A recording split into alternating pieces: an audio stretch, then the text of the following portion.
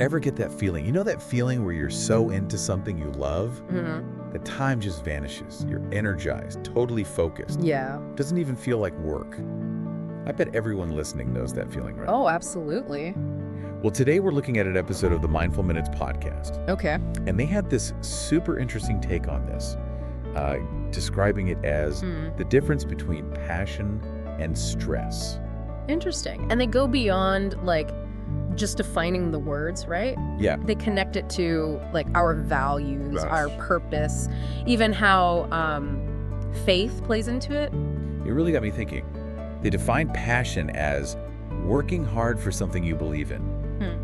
Sounds simple, but when they talked about how that actually makes you feel energized, it kind of clicked. Right. Like you enjoy it, but it's more than that. You have to believe in it on a deeper level. Exactly. And then they contrast that with their definition of stress. Okay. Working hard for something you don't believe in.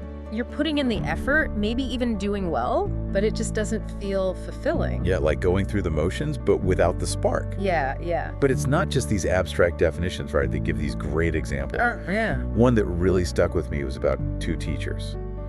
One who's truly passionate about teaching, Okay. the other just there for the paycheck. Yeah. Hearing how they describe how differently these teachers approach their work, how they interact with the kids, it really brought the definitions to life. That's a good point. Yeah. And they had that similar contrast with parents, right? Those who are totally dedicated to, like, nurturing their kids Right. versus those driven by, what society expects. I think we all know people who fit those descriptions, which makes it even more impactful. Yeah, it's not just theory, it's stuff we see every day. Right. In our own lives, people around us. What I realized from those examples is it really highlighted the role of intrinsic motivation in passion. Okay. It's not about the rewards or pressure from outside, it's that inner drive. That comes from connecting with something truly meaningful. That's really interesting because, from a purely psychological standpoint, there's tons of research on intrinsic motivation, how it ties into things like flow states where we get completely absorbed in something and feel that sense of joy and accomplishment. Oh, interesting. You could almost say the Mindful Minutes podcast is tapping into that, even if they don't explicitly say so. That's a great point. Makes you wonder if there's a connection between finding your passion and getting into those flow states more often. Yeah.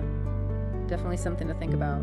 Okay, so we've talked about passion, Right? but what about the other side, the stress part of it all? The Mindful Minutes podcast points out 3 big signs that you might be stuck in that stress cycle. Chronic fatigue, lack of motivation, and feeling emotionally numb. And it's easy to kind of just accept those feelings, especially these days. We Right. just figure we're busy, overworked. But the Mindful Minutes podcast suggests these could be signs that we're out of sync with our true passions. This is where the episode takes a turn some people might not expect. They bring faith into it, saying that passion is actually a gift from God, something that helps us fulfill our purpose. And stress, from this perspective, is what happens when we're living outside of that purpose. What did you think of that connection? Well, I get that not everyone's religious, right? Right. And you could definitely look at passion from secular perspectives too. Sure. But I can see why the Mindful Minutes podcast, given its focus on, mindfulness and spirituality, would make that link.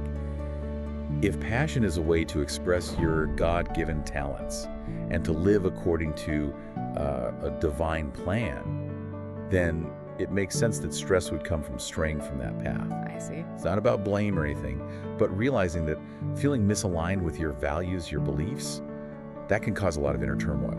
That makes sense. They even mention some Bible verses to back this up, like Colossians 3:23, Okay. which says to work wholeheartedly as if for the Lord, and Romans 12:6-8, which is all about using our unique gifts. I thought that was really interesting how they connected those verses to modern life, Yeah. suggesting that even if we don't see our work as directly, serving God, Right. that idea of doing it with dedication and purpose can still resonate with people. Absolutely. It's about finding that meaning in what we do Exactly. and striving for excellence regardless of our beliefs. It's a powerful message It is. that transcends any specific religion or worldview. Yeah, it's about tapping into that inner drive, that sense of purpose that we all have within us. And that, I think, is something we can all connect with, whether we're religious or not. Absolutely. It's a universal human experience, this desire to find meaning and fulfillment in our lives. And to feel like our efforts are actually making a difference. Exactly. It's about finding that sweet spot where our passions align with our actions and where we feel like we're truly living a life that matters. Well said. And, speaking of living a life that matters, that brings us to what the Mindful Minutes podcast calls the 4 steps. Oh, right. The 4 steps. For aligning with your passion and minimizing that feeling of stress. I'm really curious to hear about those. That's where the rubber meets the road, so to speak. Exactly. This is where it gets really practical and maybe even a little bit challenging. Challenge accepted. I'm ready to dive in. Me too. So let's jump right into step 1, shall we? Absolutely. Let's do it. And that brings us to the most useful part, I thought. Yeah. The 4 steps they outline for getting in sync with your passion and minimizing that stress. Yes. This is where it gets good. The first step is seek clarity through prayer. Okay. I know not everyone's religious, but Yeah. even if you're not, the idea is to take time to reflect, Mm-hmm. to really look inside and figure out what matters most to you. They connect this back to Proverbs 3.56 about trusting God's guidance. Right. But even without the faith element, it's still valid. It's admitting we don't have all the answers. And sometimes, to find our path, we need to just be quiet and listen to that inner voice. Yep. It could be meditation, journaling, nature, whatever helps you connect with your intuition. It's like stepping back from the everyday chaos to gain some perspective. Exactly. Okay, so step 1 is about figuring out what truly matters. Step 2. Simplify your commitments. Okay. It's about finding those draining tasks that don't fit with your values, your purpose. Think about your to-do list, the things you dread, obligations that bring 0 joy. Oh, I have plenty of those. But it's hard to just cut things out, especially when you feel obligated. True. But they challenge us to ask ourselves, what can you really let go of? Right. Can you delegate anything? Set better boundaries to protect your time, your energy. I think we get so used to saying yes to everything Yeah. that we lose sight of what really deserves our attention. Almost like we need to declutter our commitments, like we declutter our homes. That's a great way to put it. And it goes back to mindfulness, being intentional with how we use our time, our energy. Right. It's not about being selfish or neglecting things, but making choices that fit our values, our goals. So clarity, then simplifying.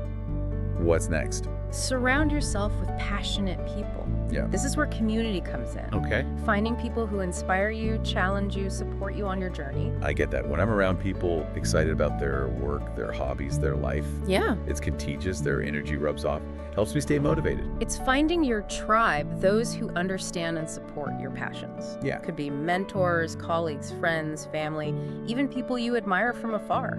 It's interesting. They didn't just say passionate people in general. Right? It was about people passionate about similar things. I see. Like finding those who get it, who share your excitement. It's about building an environment where passion can thrive. Yeah. When you've got people who understand, support your goals, it's easier to stay focused, even when it's tough. Yeah. And speaking of tough, that's the last step. Step 4, the big finish. What is it? Take small steps of faith. Again, the faith part might not be for everyone, Sure. but the message is universal. Nah. Don't get overwhelmed by the big picture. Right. Break it down, small steps. Trust that even little actions add up over time. They use the example of writing, right? Yeah. If you dream of writing a novel, don't pressure yourself to write a masterpiece immediately. Right. Start small, maybe commit to journaling 15 minutes a day. Exactly. It's building momentum, consistent action. Recognizing that the journey matters as much as the destination. That even small steps done regularly lead to big results. I love how actionable that is. It takes the pressure off, makes it feel achievable. Yes, I know. So to recap, seek clarity, simplify commitments, find those passionate people, and take small steps. That's it. Sounds simple enough, but I bet putting it into practice can be, tricky. Absolutely. It's ongoing. You'll have times where you're stuck, discouraged. Yeah. But the key is to keep coming back to those principles. Keep tweaking your approach as you learn and grow. Like they say, journey of 1,000 miles. Yeah. Right, it starts with one step. Exactly. And in this case, that step could be, 5 minutes of prayer or meditation or figuring out one little commitment you could draw. And the cool thing is these steps, they work for anyone, any belief system. Yeah. You don't have to be religious to get something out of it. Right. Okay, so we've talked about passion, stress, all that. And we've looked at some ways to make your life more passionate. But what does it all mean for the person listening?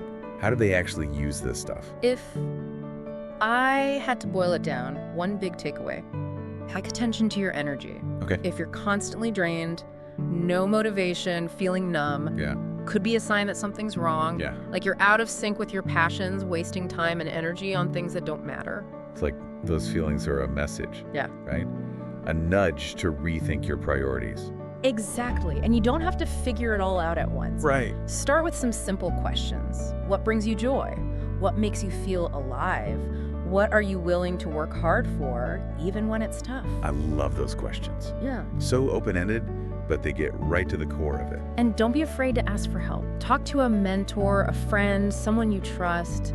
Check out different resources, books, podcasts, workshops. Yeah. And of course, if you're into it, prayer and meditation can be really powerful. The more we talk about this, the more I realize passion isn't a destination, it's a journey. 100%. It's constant exploration, growing. Okay, it's ups and downs, moments of doubt, for sure. Oh, yeah. But as long as you're moving in a direction that feels right, aligned with your values, your purpose, you're on the right track. You got it. So as our listener goes about their day, what's the one thing we want them to remember? If passion is about working hard for something you believe in, what does that look like in your life right now? What one small change can you make today to get closer to that? Maybe it's picking up that guitar again, taking that pottery class, finally starting that project you've been putting off.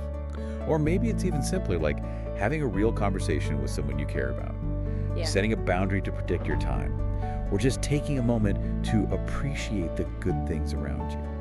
Whatever it is, trust that small step can lead to something amazing. It's about embracing the journey, letting your passions guide you to a life that's fulfilling, meaningful. Well said. I think that's a great place to wrap up. Yeah, I think so too. Really appreciate you joining me for this deep dive. It's been a pleasure. Always fascinating to explore these ideas and see how they connect to our everyday lives. Absolutely. It's a reminder that we all have the power to create a life that's filled with passion and purpose. And that even small changes can make a big difference. Couldn't agree more. So to everyone listening, thanks for joining us. Thanks, everyone. And remember, keep seeking that spark, keep pursuing those passions, and keep believing in the power of even the smallest step. Because those small steps can lead to incredible journeys. Absolutely, well said. Until next time, keep diving deep.